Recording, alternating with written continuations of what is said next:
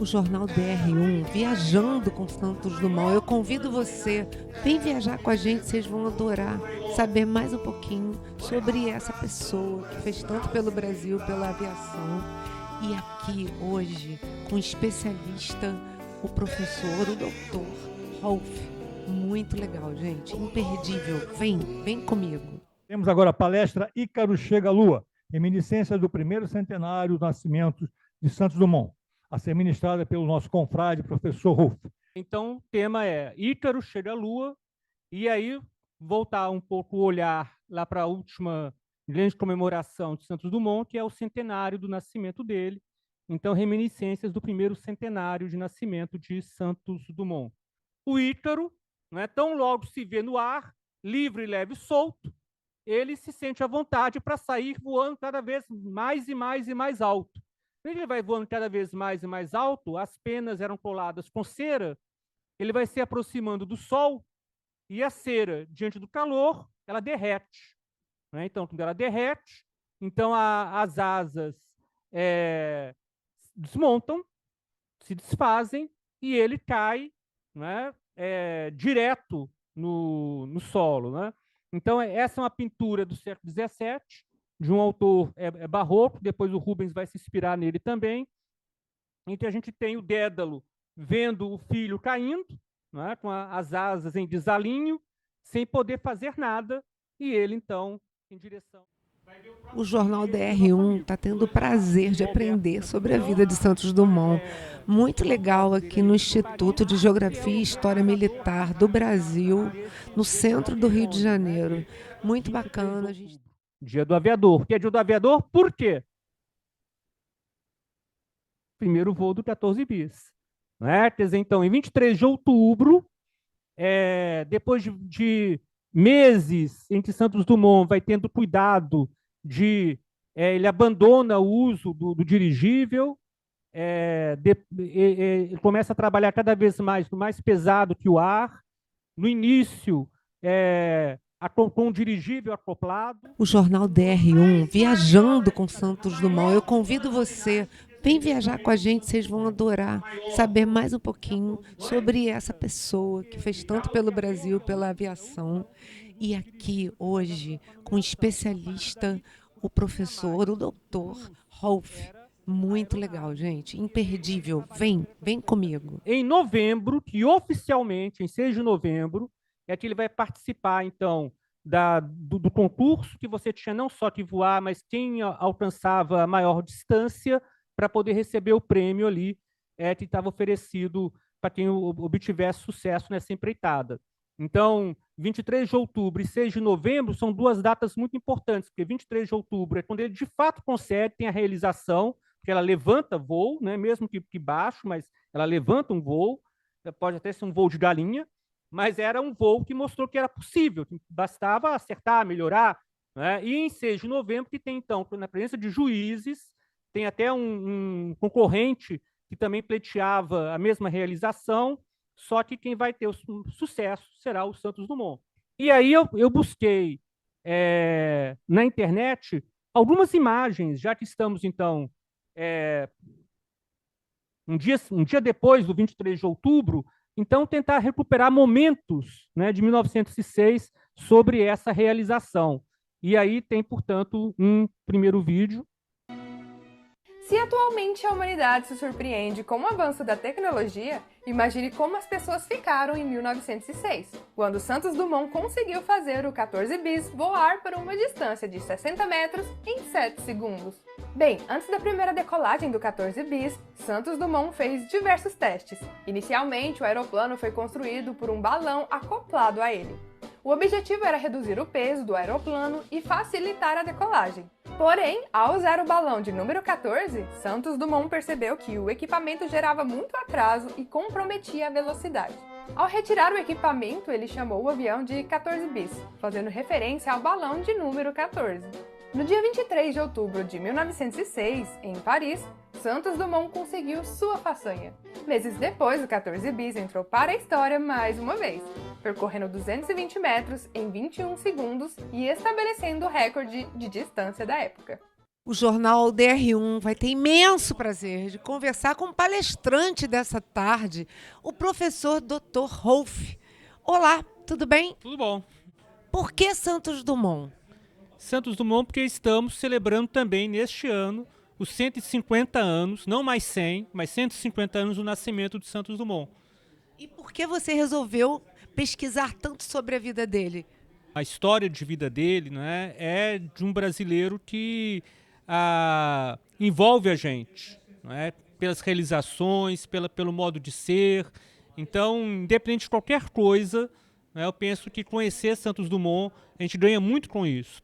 Agora, nesse caso em particular, a ocasião do sesquicentenário. Então, nós no Instituto nos mobilizamos, como tínhamos decidido ano passado, nos mobilizamos para o bicentenário da independência.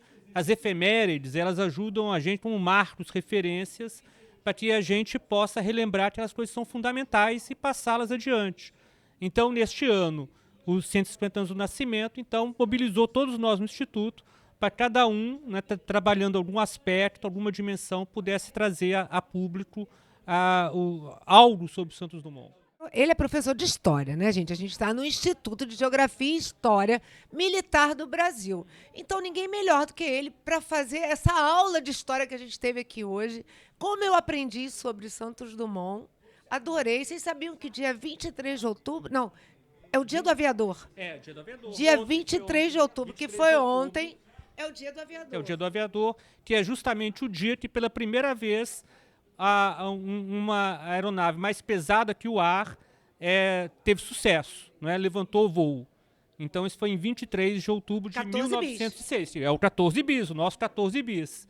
É porque é uma pena que realmente os estudantes, como falou aquela senhora que estava aqui, não têm acesso, como a gente teve hoje, porque eu não sabia nem que o Santos Dumont, desculpe, gente, estava enterrado aqui no Rio de Janeiro. E que tem um monumento como o de Paris, que foi feito para ele, né, aqui no Rio de Janeiro. É uma réplica menor que a gente tem no túmulo lá do Santos Dumont. No São João Batista. No São João Batista, em Botafogo. Gente, isso é sensacional. A gente tem que valorizar a nossa história, não é verdade? Justo, justo. Cada povo, não é importante que valorize a sua história, porque faz parte da sua identidade. Então, a gente rememorar, guardar, preservar esses valores, essa caminhada é fundamental para que a gente possa seguir adiante. Né? Então, por mais que existam diferenças, diversidade, às vezes até antagonismos, não é? Essa história nos une.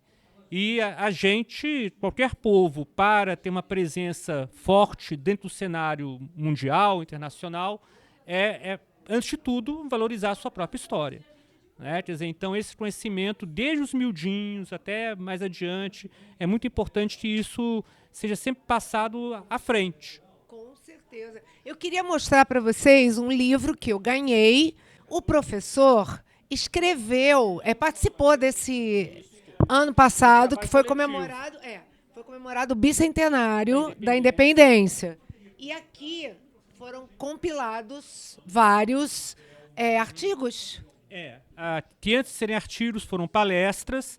A exemplo do que está a acontecer agora no centenário do Santos Dumont, como o nosso presidente general Berro comentou, o ano passado a gente trabalhou o tema do bicentenário da independência. Né? Então, e ao longo do ano, então foram apresentados vários trabalhos voltados para esse tema dos 200 anos da independência, culminando no mês de setembro, em função da Semana da Pátria, inclusive vindo gente de fora também para participar, de Portugal, do Uruguai, não é? Então tiveram aqui refletindo esse bicentenário, né? O papel do Brasil nesse cenário dentro do contexto latino-americano.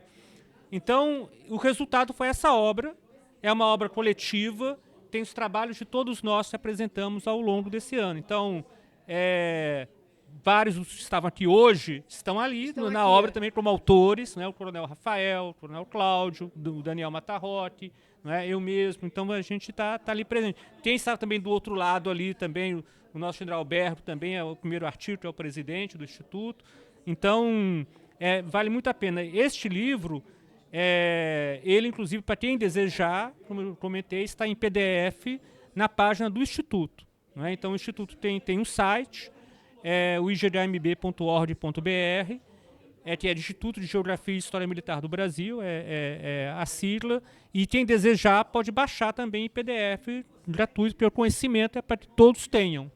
Gente, conhecimento transforma, tá? Se você quer ser alguém, vai atrás do conhecimento, porque realmente conhecimento é tudo na vida.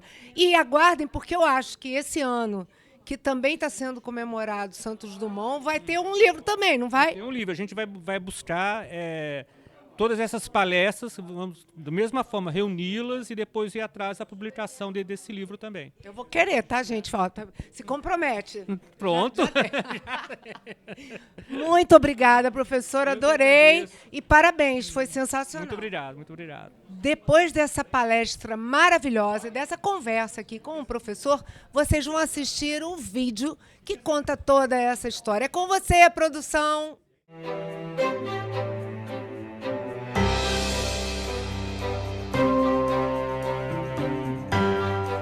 O Alan, ele construiu então essa réplica do 14 bis, ele estava me explicando, baseado em fotografias da época, né? Fotografias e relatos de época. E relatos, e fez o seu próprio projeto em cima dessas fotografias e relatos. Exatamente. Uma coisa que eu percebi, né? Não tem o rádio, então ele leva um rádio portátil, e algo que pode parecer até um pouco óbvio, mas a gente nem para pensar, é que você não tem instrumentação nenhuma. Você não tem altímetro, velocímetro, nada. Contar giro, nada. Só no ouvido e na sensibilidade. Entendi. Com vento no rosto e... Vento no rosto e vamos lá. Vamos que vamos. Isso é bem legal. Alan, bom voo para você. Obrigado aí por mostrar essa joia, né, da história aí. Agora vamos ver ele voar.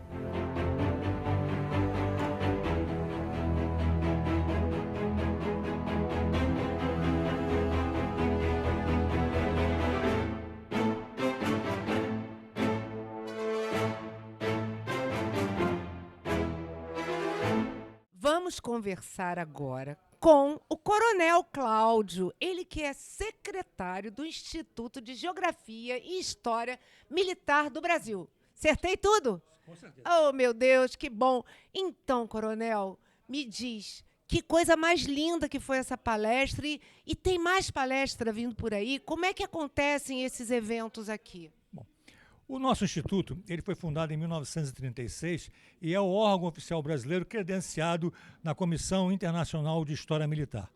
Nós realizamos as nossas atividades sempre às terças-feiras. E nosso foco é geografia, história militar, falamos em geopolítica e em estratégia. Procuramos sempre trazer pessoas que possam nos ensinar, transmitir conhecimento sobre esses diversos assuntos.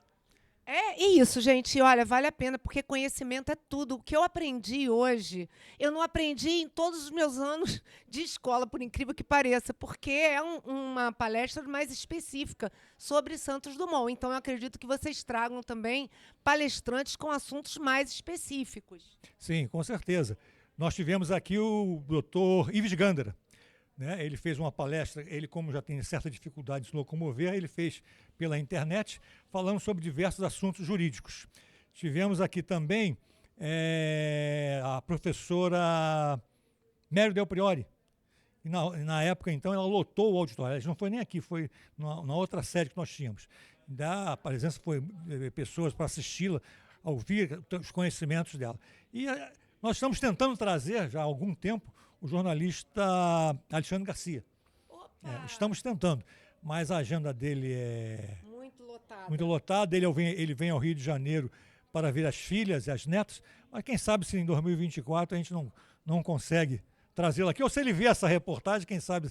Alexandre Garcia, vem, eu venho também, o Jornal DR1 vai estar presente para poder cobrir a sua palestra. Se eu, por exemplo, em algum momento não puder estar presente, eu tenho como acessar esse link?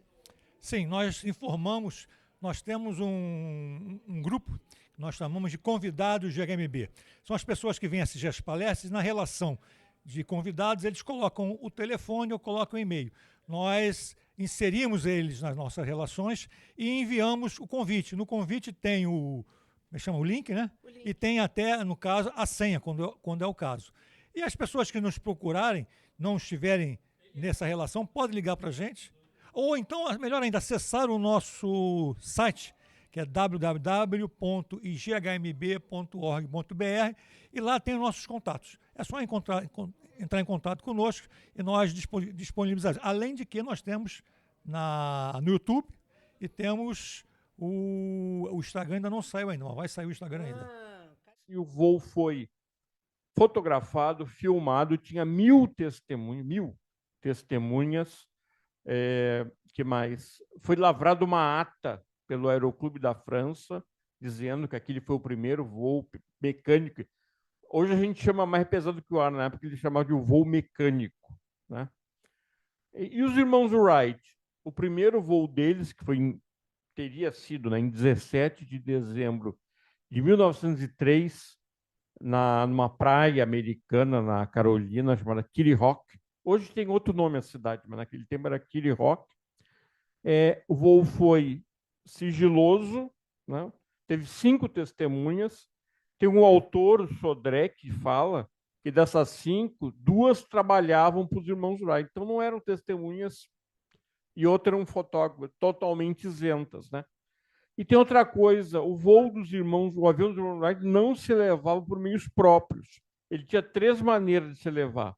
Ou por um plano inclinado, eles colocavam um trilho num plano inclinado, o avião embalava. Depois eu vou falar por que eles escolheram Kitty Hawk.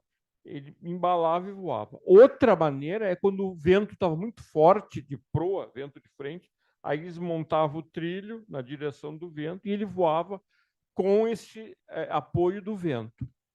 Ou eles montavam uma torre com um peso de 160 quilos, 80 quilos, não me lembro agora o peso. Quando o peso caía, ele dava um impulso e o avião decolava. Tá? Então, ele não se elevava ao ar. Inclusive, quando eles foram na França, em 1908, que aí eles ficaram famosos, eles usaram. Né? Eu nunca vi nenhum filme do voo dos irmãos Wright, nem foto, que eles não estão usando um desses 3 métodos. Ou o vento forte de proa, ou o plano inclinado, ou a catapulta. Né? Ao passo que o avião de Santos Dumont não, se levava por meios próprios. Né? A única coisa que o avião dos irmãos Wright tinha mais era controle, porque o avião dos irmãos Wright tinha controle nos 3 eixos, né? O longitudinal, o transversal e o... transversal, esse aqui, e o vertical. Ele tinha controle. O Santos Dumont, o controle era um pouco menos sofisticado. Né? E outra coisa, os irmãos Wright eram vistos nos Estados Unidos como blefes, né? Porque eles não conseguiam provar. Toda a documentação que prova entrar o voo foi feita por eles mesmos. Não tem uma documentação externa. A única documentação fora dos registros dele foi um telegrama que um dos 2 mandou para o pai dele, dizendo que tinha voado. E o telegrafista, 40 anos depois, falou que eles mudaram a palavra, que não era voado, era planado. Né? Eles começaram com planadores. Então, por aí a pergunta, então, por que hoje todo mundo, infelizmente, fora do Brasil, até aqui do Uruguai, na Argentina, na França, em Portugal, todo mundo acha que foram os irmãos Wright. Por quê? Como falou o nosso comandante Braga. Em 1940, depois da Segunda Guerra Mundial, os americanos passaram a ser a potência dominante econômica, política, militar e cultural. Então, a cultura deles, né? E os americanos também precisavam de heróis. E o avião deles eram tão considerado blefe nos Estados Unidos que o Wilbur Wright morreu jovem ainda, em 1912. Mas o Orville, o gordinho, o mais baixinho, gordinho, de bigode, sobreviveu. E ele era tão pé da vida com os americanos, com a imprensa, que consideraram um blefe, que eles mandaram o avião deles, o Flyer, o primeiro avião, para Londres, para o museu em Londres. Em 1948, o Museu Smithsonian, né, pediu para ele o Orville, traz o avião para cá. Ele fez uma negociação complicadíssima com o museu. E aí o avião, o Flyer, voltou, saiu de Londres em 48. Foi o ano que ele morreu. Ele fez isso e depois morreu. De volta para o Museu Smithsonian. O Museu Smithsonian, para quem não conhece, é o maior museu de aeronáutica e espaço do mundo. É uma coisa fantástica. São 2 museus, né? Um que fica no centro de Washington, no Mall, e outro que, com os aviões maiores, fica no aeroporto. Então, o Orville Wright falou assim, tá ok, eu deixo, mas vocês têm que retirar do Museu Smithsonian qualquer menção a outro que tenha inventado um aparelho mais pesado que o ar. Foi aí que tiraram a referência a Santos Dumont, tiraram a referência até os americanos, o Samuel Pierpont Langley, também que teria voado um avião, que caiu dentro do... mas não voou. Clément Adet, francês, e muitos outros. Então, o peso do Smithsonian, aliado à dominação cultural norte-americana, é que fez com que todo mundo ache que quem inventou o avião foram os irmãos Wright. A única coisa que o avião deles tinha mais do que isso era controle. Tinha controles mais eficazes e mais sofisticados, né? Mas em termos de publicidade, de se elevar... outra coisa, por que eles escolheram Kitty Hawk? Não foi por acaso. Eles conversaram com o Serviço Meteorológico americano e pediram um lugar que tivesse bastante vento, que tivesse morro perto e que fosse isolado. Kitty Hawk tinha as 3 coisas, era um lugar isolado, tinha uma linha de trem que ligava lá para uma praia, era mais ou menos isolado, era um lugar que ventava muito e tinha morro. Tanto é que hoje o monumento do irmão Wright está em cima do morro, que é onde eles fizeram o plano inclinado. Então, eles escolheram um lugar que eles sabiam que o avião deles podia se elevar ao ar usando o plano inclinado ou o vento forte. Porque o motor, a motorização dos irmãos Wright era muito fraca, o motor deles. Não conseguia vencer a inércia. Depois que estava lá em cima, aí ele voava tranquilo, mas não conseguia vencer a inércia como conseguiu o Santos Dumont. Como acontece todo ano, o Instituto de Geografia e História Militar do Brasil, cujo presidente é o General Bergo, ele planeja, nos meses de outubro, novembro, a sua agenda de eventos para o ano seguinte. Para 2024, nós temos um evento muito importante, que será em Lisboa, em setembro do ano que vem, o Congresso Internacional de História Militar. Será em Lisboa, então nós estamos planejando a nossa participação, né? Até porque são os 50 anos do 25 de abril, da Revolução dos Cravos em Portugal. Então queremos que o Brasil, através do nosso instituto, envie uma delegação significativa de pessoas com trabalhos, lógico, para serem apresentados. Então, já estamos em tratativas, com agências de turismo e com outros órgãos, também tentando conseguir algum tipo de patrocínio ou apoio. Nós vamos sediar ano que vem o encontro de história das operações da Guerra da Tríplice Aliança, também chamada Guerra do Paraguai. Esse evento ele é internacional, acontece um ano no Brasil, o outro ano na Argentina, o outro ano no Uruguai e no outro ano no Paraguai, que são os países que participaram. Este ano agora, que nós estamos em 2023, será no Paraguai. Mas em 2024 nós vamos sediá-lo. E queremos sediá-lo no Rio de Janeiro. Já foi em diversas cidades do Brasil, em Campo Grande, no Rio Grande do Sul, mas queremos sediá-lo esse ano no Rio de Janeiro também, com uma participação significativa de historiadores e adeptos de história, né? Brasileiros e também desses países que eu falei. Uma característica do nosso instituto é que ele não é composto apenas de historiadores, mas também de todos que gostam da história militar. Já fizemos reencenações da rendição alemã na Itália para a Divisão de Infantaria Brasileira. Já fizemos umas 5 ou 6. Depois parou por causa da pandemia, mas queremos voltar. Também nós já publicamos livros sobre vários aspectos da história militar, realizamos encontros, congressos, né? O ano passado, o nosso carro-chefe foi a independência do Brasil, os 200 anos. Bicentenário. O bicentenário. Cujo livro a senhora recebeu, inclusive, né? Esse ano foi os 150 anos do nascimento de Santos Dumont. Fizemos vários eventos, viemos de São Paulo semana passada, houve eventos lá também. E até o final do ano vamos publicar um livro sobre Santos Dumont desse ano. A gente gostaria que todo mundo que se interessa em história militar frequentasse toda terça-feira, às 14 horas. No verão, agora a gente entra em recesso, mas em março voltamos. E é entrada franca, qualquer pessoa, qualquer um pode assistir. As nossas sessões sempre são e sempre serão públicas. Pela brilhante didática, fiquei aqui, realmente gostei demais da conta. Daniel Matarroque, parabéns, excelente transmissão, clara, som bom. Somente quando a intervenção do auditório fica um silêncio sepulcral.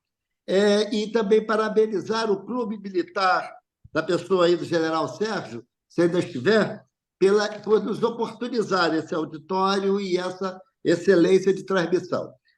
Professor Rolf, vamos lá, rapidamente, a questão, que é uma questão filosófica. O aprisionamento angustioso de Dédalo nos mostra que todo animal, ao se ver encurralado, se torna mais inventivo e, consequentemente, mais perigoso.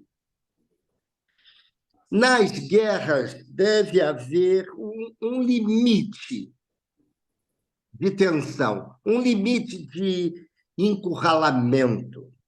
Santos Dumont era um pacifista e o senhor, professor, que é um pesquisador e um temente a Deus, que a gente assim o conhece, não acharia que, nesse momento atual, está nos faltando um botão de stop, de parada, nesse mundo que está se transformando tão cruel e tão angustioso para todos nós, repetindo, os animais que se tornam angustiados ficam cada vez mais perigosos.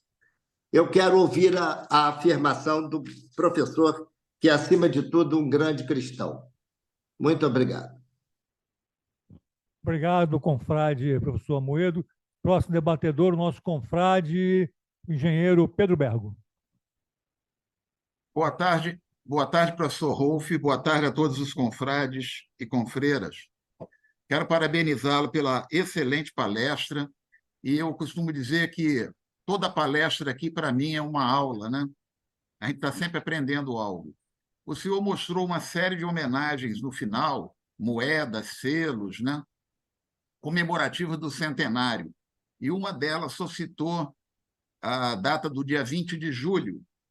Me chamou a atenção isso, porque essa data foi uma data significativa para o nosso Instituto, porque foi no dia 20 de julho deste ano que nós fizemos uma cerimônia votiva no cemitério São João Batista, e lá nós encontramos no túmulo do Santos Dumont, e inclusive eu acho que do pai e da mãe também, eu acho que eles estão enterrados lá, uma réplica daquele monumento que o senhor mostrou, que existe lá na França, e que o senhor até falou que parece que os nazistas derreteram, alguém derreteu lá, etc. e tal, e reconstruiu. Então, eu só queria enfatizar a importância de Santos Dumont nesse aspecto, ou seja, alguém se lembrou, e no caso aí eu estou citando o nosso Instituto, de irmos lá no dia 20 de julho para homenagear o Santos Dumont com uma homenagem modesta, mas que foi bastante significativa na nossa efeméride aí, tá bom? Eu só queria deixar registrado a réplica do monumento. Muito obrigado. Responde essa. Muito bem, professor. A gente quer fazer isso.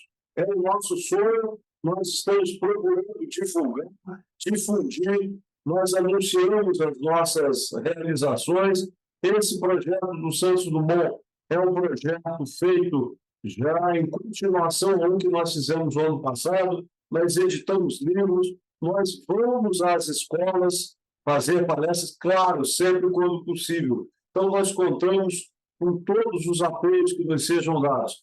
Eu agradeço o Clube Militar, que é o nosso hospedeiro, aí tem nos dado todo este apoio. A gente faz as palestras, nas quintas-feiras são as palestras do clube, elas são gravadas, nós iniciamos agora esse sistema, fazer à distância. Então, vejamos, nós temos pouca gente aí no auditório, vamos estar a equipe aí gravando, pouca gente no auditório, mas nós temos pessoas na internet. Eu estou aqui no interior do Paraná, tem uma pessoa em Curitiba, 500 e tantos quilômetros daqui, tem outra lá em Madrid, na Espanha, nós temos gente em várias cidades do Brasil. Então, essa é a nossa intenção. Portanto, a gente oferece. Na semana passada, fizemos um núcleo de estudos, onde nós tínhamos todo um grupo de estudos da Academia da Polícia Militar de São Paulo, estava o auditório deles conectado conosco, temos todos os alunos, então a gente oferece. Temos os centros aí no interior de São Paulo, divulgando a gente. No ciclo da semana passada, tivemos a palestra feita em Brasília, outra em Belém.